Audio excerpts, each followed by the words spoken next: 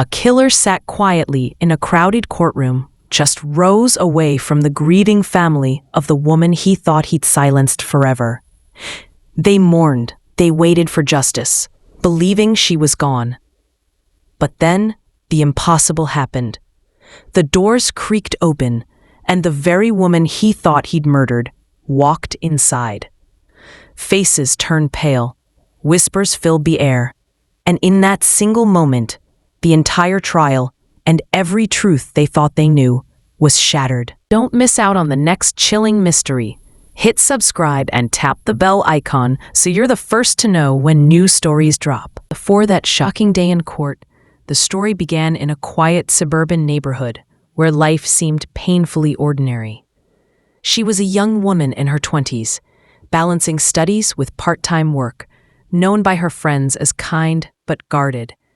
Her family adored her, yet they noticed how she often hid her phone when it buzzed, or how her laughter sometimes masked an undercurrent of unease. The man who would later be called her killer was no stranger. He was older, calculated, and had once earned the family's trust. To outsiders, he seemed polite, attentive, even protective. But beneath the surface, his presence cast an unsettling shadow. He appeared at gatherings uninvited, lingered too long in conversations, and watched her with a fixation that others brushed off as harmless. At first, nothing seemed overtly alarming. A text left unanswered, a missed shift at work, a night where she never came home.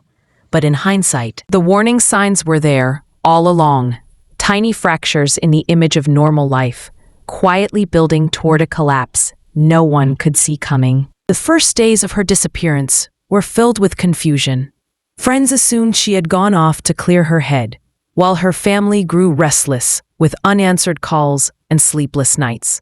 Soon, the police stepped in, combing through her messages, her belongings, and the places she was last seen. Her phone records revealed late-night calls to the man who had once been close to the family. At first, he claimed they were nothing more than friendly check-ins. But investigators noticed inconsistencies. His timeline of the night shifted with each retelling, and his calm composure seemed rehearsed, almost too perfect. Search parties spread across the wooded areas outside town, volunteers with flashlights and dogs combing the underbrush. Pieces of clothing were found near a trail, items that looked like hers, but each discovery only deepened the uncertainty. Were they genuine clues, or planted distractions meant to mislead? Back in the neighborhood, whispers began to spread. Neighbors recalled arguments muffled through thin walls. A friend remembered how she once said she felt watched, followed, never truly alone.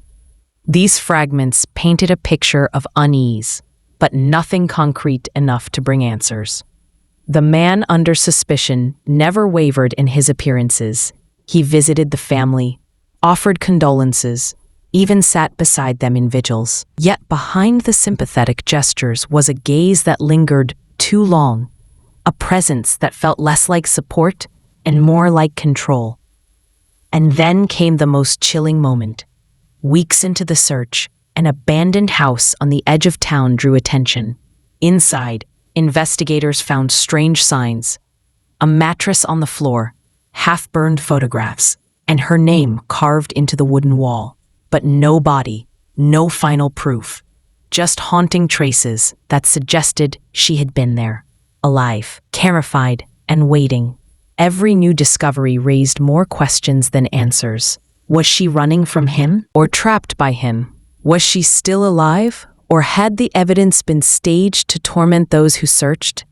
The line between truth and manipulation blurred, and the weight of dread only grew heavier. Just when the community was bracing for the worst, the case turned on its head.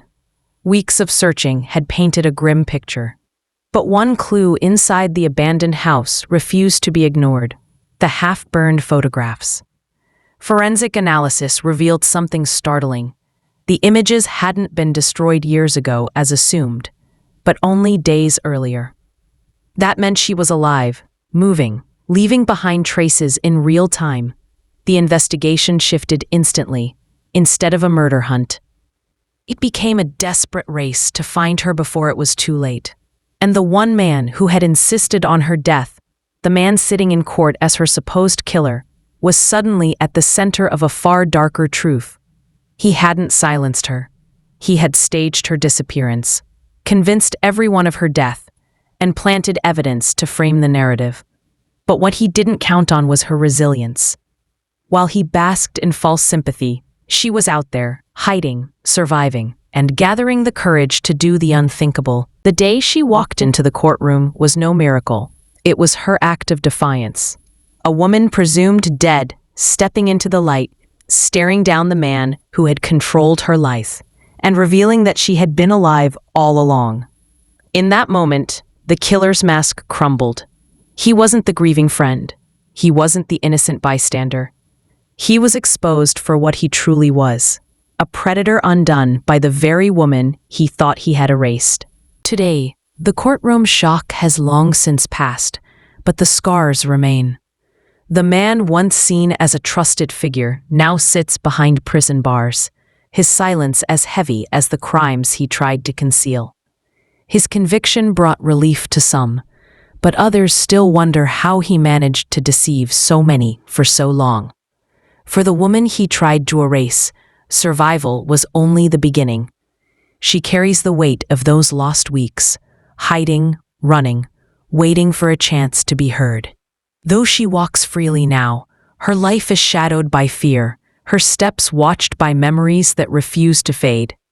She does not appear in public often, but when she does, her presence feels like quiet defiance against the man who wanted her gone. Her family, once shattered, tries to rebuild. Birthdays, holidays, and small gatherings are filled with gratitude that she is alive, but beneath the joy lingers an ache, reminders of what nearly was. For every smile, there is also silence.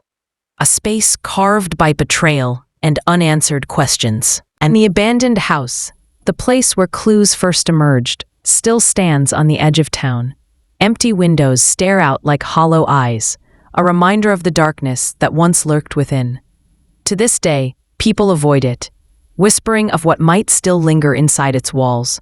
In the end, justice was served, but certainty was not. Some questions remain unspoken, haunting the edges of the case. What else was planned? Who looked the other way? And could it ever happen again? Stories like this remind us that survival does not erase trauma, it only reshapes it. For one woman, walking into that courtroom was more than proof of life. It was a declaration that her story would not be written by the man who tried to silence her. Yet survival carries shadows, and every new day becomes a reminder of the night she nearly lost everything. Her family celebrates her presence, but their joy is laced with unease. They know how close the darkness came. They know how easily trust can be twisted into danger.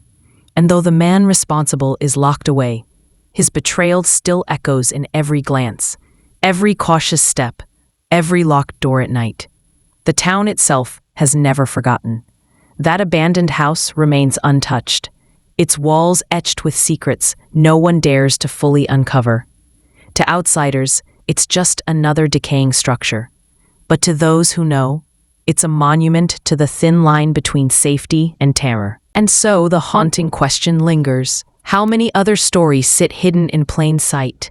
Trust turned to obsession, protection warped into control, and lives dangling on the edge of silence.